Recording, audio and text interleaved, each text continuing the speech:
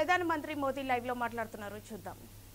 लेकिन इस विश्लेषण में एक बात अक्सर छूट जाती है कि हमने ये शुरुआत कहां से की है। दुनिया के दूसरे बड़े देशों के लिए वैक्सीन पर रिसर्च करना, वैक्सीन खोजना, इसमें दशकों से उनकी महारत है, एक्सपर्टाइज थी। भारत अधिकतर इन देशों की बनाई वैक्सीनेशन पर ही निर्भर रहता था, हम बाहर से मंगवाते थे। इसी वजह से जब 100 साल की सबसे बड़ी महामारी आई तो भारत पर सवाल उठने लगे, क्या भारत इस वैश्विक महामारी से लड़ पाएगा? भारत दूसरे देशों से इतनी वैक्सीन खरीदने का पैसा कहां से लाएगा? भारत को वैक्सीन कब मिलेगी? भारत के लोगों को वैक्सीन मिलेगी भी या नहीं? क्या भारत इतने लोगों को टीका लगा पाएगा कि महामारी को फैलने से रोक सके? भांति भांति के सवाल थे, लेकिन आज ये 100 करोड़ वैक्सीन डोज हर सवाल का जवाब दे रहा है। भारत ने अपने नागरिकों को 100 करोड़ वैक्सीन डोज लगाई है और वो भी मुफ्त, बिना पैसा लिए। साथियों, 100 करोड़ वैक्सीन डोज का एक प्रभाव ये भी होगा कि दुनिया अब भारत को कोरोना से ज्यादा सुरक्षित मानेगी। एक फार्मा हब के रूप में भारत को दुनिया में जो स्वीकृति मिली हुई है उसे और मजबूती मिलेगी। पूरा विश्व आज भारत की इस ताकत को देख रहा है, महसूस कर रहा है। साथियों, भारत का वैक्सीनेशन अभियान सबका साथ, सबका विकास, सबका विश्वास और सबका प्रयास का सबसे जीवंत उदाहरण है।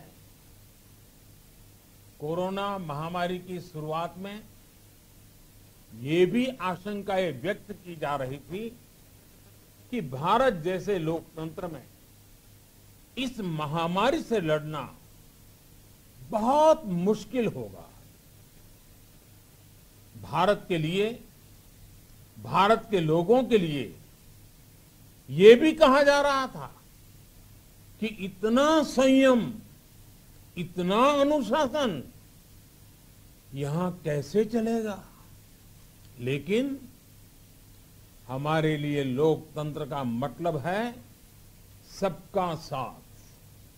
सबको साथ लेकर देश ने सबको वैक्सीन, मुफ्त वैक्सीन का अभियान शुरू किया। गरीब, अमीर, गांव, शहर, दूर सुदूर, देश का एक ही मंत्र रहा कि अगर बीमारी भेदभाव नहीं करती तो वैक्सीन में भी भेदभाव नहीं हो सकता। इसलिए यह सुनिश्चित किया गया कि वैक्सीनेशन अभियान पर वीआईपी कल्चर हावी न हो। कोई कितने ही बड़े पद पर क्यों न रहा हो, कितना ही धनी क्यों न रहा हो, उसे वैक्सीन सामान्य नागरिकों की तरह ही मिलेगी। साथियों, हमारे देश के लिए ये भी कहा जा रहा था कि यहां ज्यादातर लोग टीका लगवाने के लिए आएंगे ही नहीं। दुनिया के कई बड़े विकसित देशों में आज भी वैक्सीन हेजिटेंसी एक बड़ी चुनौती बन गई है, लेकिन भारत के लोगों ने 100 करोड़ वैक्सीन डोज लेकर ऐसे लोगों को निरुत्तर कर दिया है। साथियों, किसी अभियान में जब सबका प्रयास जुड़ जाता है तो परिणाम अद्भुत ही होते हैं। हमने महामारी के खिलाफ देश की लड़ाई में जन भागीदारी को अपनी पहली ताकत बनाया, फर्स्ट लाइन ऑफ डिफेंस बनाया। देश ने अपनी एकजुटता को ऊर्जा देने के लिए ताली थाली बजाई, दिए जलाए। तब कुछ लोगों ने कहा था कि क्या इससे बीमारी भाग जाएगी, लेकिन हम सभी को उसमें देश की एकता दिखी, सामूहिक शक्ति का जागरण दिखा। इसी ताकत ने कोविड वैक्सीनेशन में आज देश को इतने कम समय में 100 करोड़ तक पहुंचाया है। कितनी ही बार हमारे देश ने एक दिन में 1 करोड़ टीकाकरण का आंकड़ा पार किया है। ये बहुत बड़ा सामर्थ्य है, प्रबंध कौशल है, टेक्नोलॉजी का बेहतरीन इस्तेमाल है, जो आज बड़े बड़े देशों के पास भी नहीं है। साथियों, भारत का पूरा वैक्सीनेशन प्रोग्राम विज्ञान की कोख में जन्मा है, वैज्ञानिक आधारों पर पनपा है और वैज्ञानिक तरीकों से चारों दिशाओं में पहुंचा है। हम सभी के लिए गर्व करने की बात है कि भारत का पूरा vaccination programme science born, science driven और साइंस बेस्ड रहा है। वैक्सीन बनने से पहले और वैक्सीन लगने तक इस पूरे अभियान में हर जगह साइंस और साइंटिफिक अप्रोच शामिल रही है। हमारे सामने चुनौती मैन्युफैक्चरिंग को लेकर भी थी, प्रोडक्शन को स्केल अप करने की भी थी। इतना बड़ा देश, इतनी बड़ी आबादी, उसके बाद अलग अलग राज्यों में, दूर दराज इलाकों में समय से वैक्सीन पहुंचाना, ये भी किसी भागीरथ कार्य से कम नहीं था। लेकिन वैज्ञानिक तौर तरीकों और नए नए इनोवेशन से देश ने इस चुनौतियों के समाधान तलाश से असाधारण स्पीड से संसाधनों को बढ़ाया गया। किस राज्य को कितनी वैक्सीन कब मिलनी चाहिए, किस इलाके में कितनी वैक्सीन पहुंचनी चाहिए, इसके लिए भी वैज्ञानिक फॉर्मूले के तहत काम हुआ। हमारे देश ने कोविन प्लेटफॉर्म की जो व्यवस्था बनाई है, वो भी विश्व में आकर्षण का केंद्र है। भारत में बने कोविन प्लेटफॉर्म ने न केवल आम लोगों को सहूलियत दी, बल्कि हमारे मेडिकल स्टाफ के काम को भी आसान बनाया। साथियों, आज चारों तरफ एक विश्वास है, उत्साह है, उमंग है। समाज से लेकर इकोनॉमी, हम हर तबके पर देखें, ऑप्टिमिज्म ऑप्टिमिज्म ऑप्टिमिज्म ही नजर आता है। एक्सपर्ट्स और देश विदेश की अनेक एजेंसीज भारत की अर्थव्यवस्था को लेकर बहुत सकारात्मक है। आज भारतीय कंपनियों में न सिर्फ रिकॉर्ड इन्वेस्टमेंट आ रहा है, बल्कि युवाओं के लिए रोजगार के नए अवसर भी बन रहे हैं। स्टार्टअप्स में रिकॉर्ड इन्वेस्टमेंट के साथ ही रिकॉर्ड स्टार्टअप्स यूनिकॉर्न बन रहे हैं। हाउसिंग सेक्टर में भी नई ऊर्जा दिख रही है। पिछले महीनों में किए गए कई सारे रिफॉर्म्स, कई सारे इनिशिएटिव, गति शक्ति से लेकर नई ड्रोन पॉलिसी तक भारत की अर्थव्यवस्था को और तेजी से आगे बढ़ाने में बड़ी भूमिका निभाएंगे। कोरोना काल में कृषि क्षेत्र ने हमारी अर्थव्यवस्था को मजबूती से संभाले रखा। आज रिकॉर्ड लेवल पर अनाज की सरकारी खरीद हो रही है। किसानों के बैंक खातों में सीधे पैसे जा रहे हैं। वैक्सीन के बढ़ते हुए कवरेज के साथ साथ आर्थिक सामाजिक गतिविधियां हो, खेल जगत हो, टूरिज्म हो, एंटरटेनमेंट हो, सब तरफ सकारात्मक गतिविधियां तेज हो रही हैं। आने वाले त्योहारों का मौसम इसे और गति देगा और शक्ति देगा।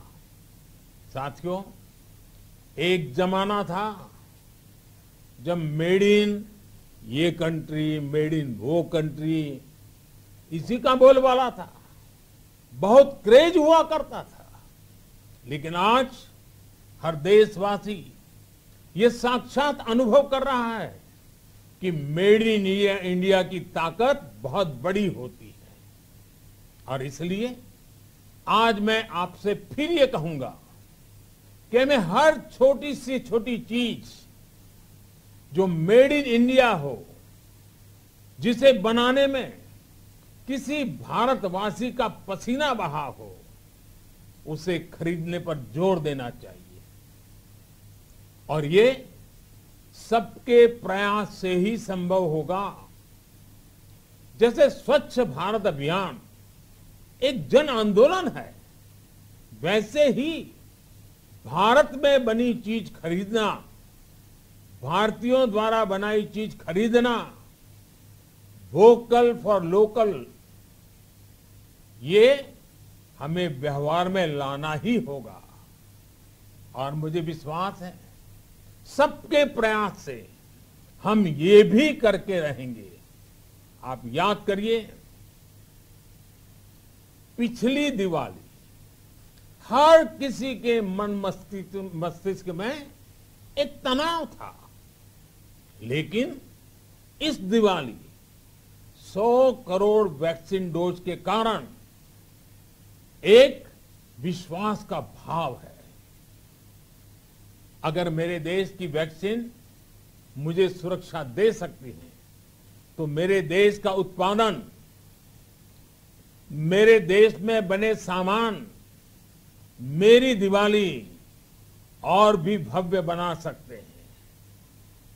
दिवाली के दौरान बिक्री की एक तरफ और बाकी साल की बिक्री एक तरफ होती है। हमारे यहां दिवाली के समय, त्योहारों के समय बिक्री एकदम बढ़ जाती है। 100 करोड़ वैक्सीन डोज हमारे छोटे छोटे दुकानदारों, हमारे छोटे छोटे उद्यमियों, हमारे रेहड़ी पटरी वाले भाइयों बहनों, सभी के लिए आशा की किरण बनकर आई है। साथियों, आज हमारे सामने अमृत महोत्सव के संकल्प है। तो ऐसे में हमारी ये सफलता हमें एक नया आत्मविश्वास दिलाती है।